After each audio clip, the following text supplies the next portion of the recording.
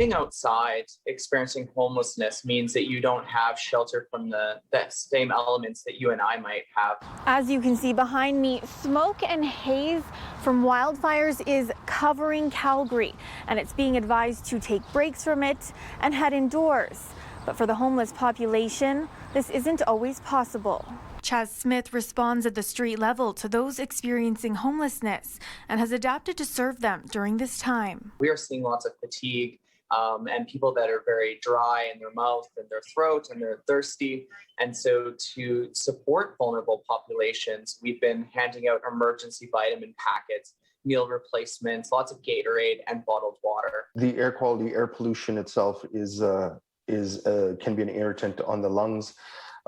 If there's long-term exposure. A special air quality statement is in effect. Respiratory therapist Amin Thawer says this does have an effect on people, especially with pre-existing conditions. It's more harmful for people with asthma that may not be controlled, or severe asthma, or people with chronic obstructive pulmonary disease, which we call COPD. For those without those conditions, it may only result in a sore throat or a headache.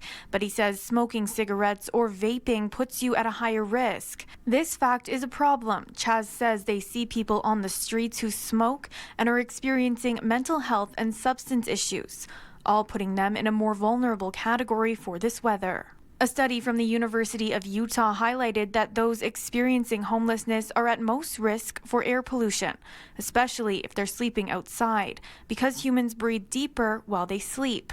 It found that people who slept rough sought more medical attention. They were also emotionally affected by the weather pattern.